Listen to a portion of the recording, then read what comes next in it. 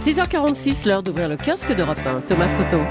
Vos journaux font les comptes ce matin, Julie, alors que le Figaro se demande comment Manuel Valls va faire face au défi des 50 milliards d'économies et que les Échos, sur le même sujet, nous annoncent un tour de vis sans précédent sur les dépenses de santé.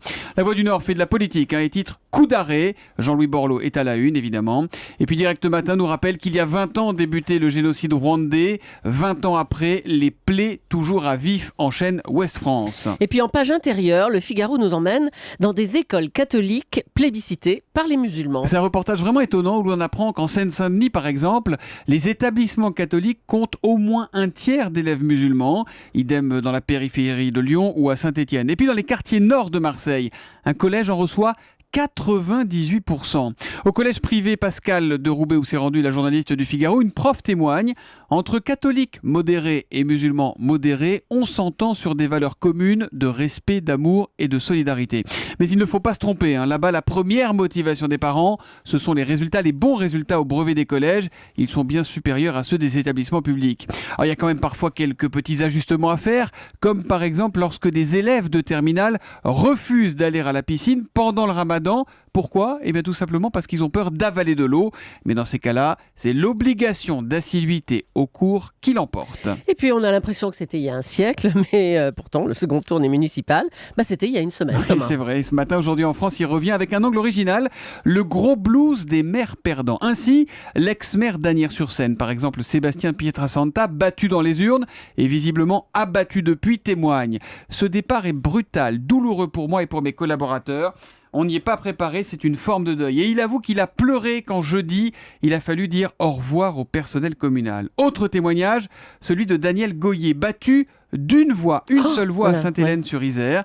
Jusque-là, j'étais occupé à 100%, mais maintenant que je me retrouve à la maison, je me dis, mais qu'est-ce que je vais faire ? Des défaites encore plus difficiles à encaisser dans les campagnes, car évidemment, souvent là-bas, le battu considère son échec comme un désaveu cinglant et personnel, car dans les campagnes, dans les villages, tout le monde se connaît. C'est un papier touchant, car à 1000 lieues de l'image caricaturale de la machine politique insensible qu'on colle parfois aux élus. Seul point positif pour l'ex-maire d'Asnières dont je parlais tout à l'heure, il reconnaît que pour la première fois depuis une éternité, il éteint son portable la nuit. Europe 1, 6h48. À la une des régions, votre rendez-vous quotidien avec une actualité régionale et avec Marion Calais. Bonjour Marion. Bonjour Thomas. Ce matin, une méchante plaisanterie à Neuve-Maisons, c'est en Meurthe-et-Moselle, Neuve-Maisons. Une méchanceté, c'est ainsi en effet qu'une retraitée évoque dans les colonnes du Républicain Lorrain la mésaventure dont elle est victime depuis quasiment 3 mois. Tout commence en janvier dernier. Alors qu'elle rentre de vacances, Joëlle Morel découvre, grâce à sa voisine, que sa maison est en vente sur Internet. Sauf qu'elle n'a aucune intention de se séparer de son domicile où ses 4 enfants ont grandi. Elle cherche donc l'annonce sur le site de Boncoin. Le Boncoin ne trouve rien et oublie, dit le journal. Sauf que le 17 mars dernier, l'affaire ressurgit avec le coup de téléphone d'une dame qui veut acheter la maison en question. Et c'est grâce à elle qu'elle va découvrir l'annonce et qu'elle va porter plainte. Aujourd'hui encore, elle continue d'être contactée, une quinzaine d'appels au total.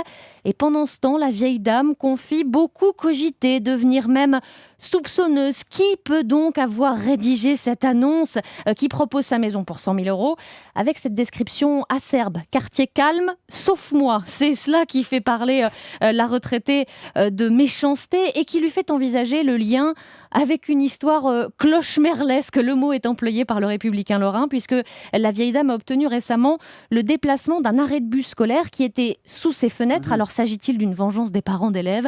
La retraitée en tout cas veut simplement connaître l'identité de la personne qui a posté l'annonce pour, dit-elle, pouvoir continuer à vivre tranquille dans le quartier. Ça sent le règlement de compte de voisinage. Ouais, c'est donc à lire dans le Républicain Lorrain. Merci beaucoup Marion Calais.